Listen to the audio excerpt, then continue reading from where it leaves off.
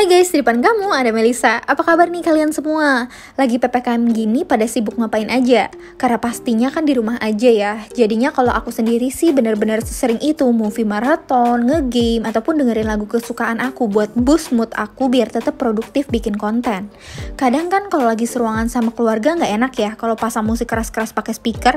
Jadi biasanya aku cenderung lebih suka pakai TWS.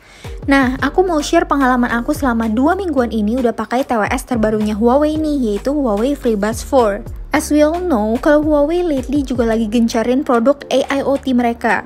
Dan sedikit cerita aja, aku tuh pernah mampir ke Huawei HQ di China dan it amazed me banget sih. Soalnya punya HQ yang udah kayak Disneyland aja. Honestly nggak nyangka ada company yang emang seniat itu bikin kantor. Makanya aku juga cukup yakin sih kalau produk-produk keluaran dari Huawei tuh udah di-curate sebaik mungkin.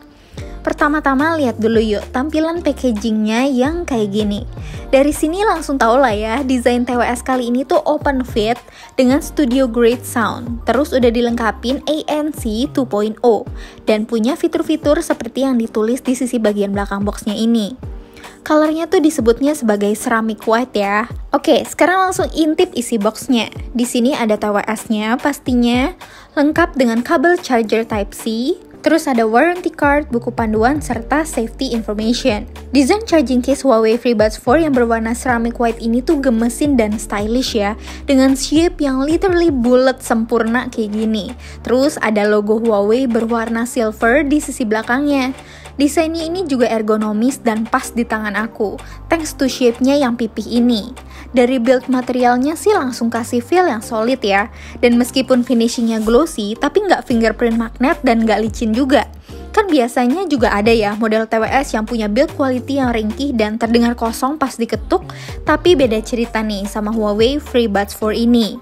Oh ya, hinge-nya juga bisa kasih feel yang strong ya, baik dalam keadaan kebuka maupun dalam keadaan ketutup. Charging case-nya pun cukup ringan ya, cuma 38 gram aja, dan buds-nya masing-masing cuma 4,1 gram. Di sisi depannya ada single LED yang nunjukin kondisi baterai. Di sampingnya ada button untuk aktifin pairing mode pas lidnya kebuka. Buds-nya sendiri juga kerasa sama berkualitasnya seperti charging case-nya. Aku jujur seneng sih sama finishing high quality-nya ini. Modelnya sendiri emang open fit, jadi nggak ada ear tip silikon, dan kayaknya Huawei emang sengaja bikin modelnya kayak gini biar bisa ilangin tekanan udara bawaan yang biasa kita temuin di model yang punya ear tip silikon. Di kedua earbuds ini juga terdapat gesture sensor di sisi bagian luarnya. Gesture sensor ini berfungsi untuk kontrol musik yang sedang terpasang maupun menerima ataupun menolak telepon. Bahkan kalau aku slide dari bawah ke atas bisa buat naikin volume dan lakuin sebaliknya untuk turunin volume. Selain itu, di kedua tangkai buds-nya yang cukup panjang ini juga ada mikrofon yang nanti aku bakal bahas kualitasnya. Dan di bagian bawah dari TWS ini terdapat konektor berwarna metal untuk nge-charge baterai dari case-nya. Jujur li, aku emang suka model TWS yang tanpa ear tip seperti yang ada di Huawei FreeBuds 4 ini.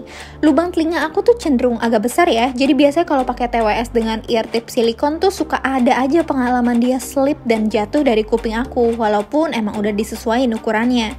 Kayaknya emang kuping aku tuh lebih sesuai pakai TWS model kayak gini, lebih nyaman aja dan gak sakit walaupun dipakai lama.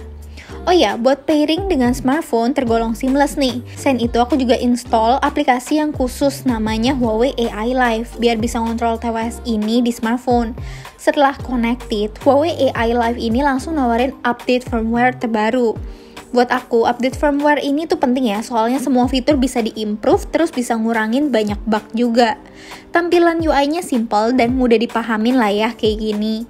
Jadi TWS ini tuh bisa diatur penggunaannya di aplikasi ini. Kita bisa tahu isi baterai dari setiap earbuds dan juga charging case-nya. Aku juga bisa nyalain noise cancelling-nya serta atur sound quality-nya. Huawei FreeBuds 4 ini punya fitur noise cancelling. Pas aku aktifin noise cancelling-nya yang emang udah versi 2.0, benar-benar bisa ngeredam sebagian besar suara yang datang dari luar. Oh ya, TWS ini juga punya teknologi adaptive ear matching. Buat kualitas audionya, aku langsung dibuat impress nih. Langsung berasa suaranya tuh bagaikan sinematik gitu, emang benar-benar studio grade. Detail suara di berbagai macam genre lagu asik buat didengar. Bassnya tuh punchy dan treble-nya juga berasa. Pas di mid dan high-nya suaranya juga kedengeran cukup detail.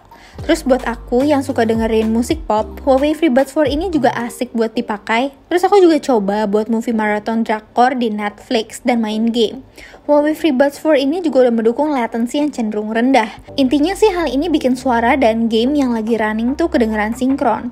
Aku udah coba main game PUBG dan COD, dan untuk suaranya yang terdengar tuh emang tidak terdengar lag. Huawei FreeBuds 4 ini tentunya juga udah aku coba buat teleponan, baik lewat telepon biasa maupun WhatsApp. Keduanya sama-sama bisa kasih suara yang tergolong cukup baik. Yang telepon aku juga bilang suara aku tuh jelas dan jernih. Buat teleponan intinya oke, dengan ataupun tanpa ANC. AI Live software-nya juga punya option HD voice kayak gini. Oh ya, dalam sekali nge-charge, aku bisa pakai TWS ini hampir 22 jam dengan kondisi ANC yang off. Terus kalau untuk buds-nya sendiri hampir 4 jaman dengan ANC yang off, sedangkan kalau ANC-nya aku aktifin, kurang lebih untuk buds-nya sendiri bisa sekitar 2 jaman, dan kalau include charging case-nya itu hampir 14 jam. Terus buat nge-charge baterainya sendiri butuh waktu kurang dari 1 jam untuk fullnya. Kesimpulannya ya aku cukup puas dengan Huawei FreeBuds 4 ini yang memiliki fitur yang cukup lengkap di kelasnya. Kualitas suara yang oke, terus desainnya yang well built. Nyaman dipakai dalam jangka waktu yang lama buat dengerin genre lagu dengan bass yang punchy. Huawei FreeBuds 4 ini juga bisa diandalin pas lagi nonton film ataupun main game.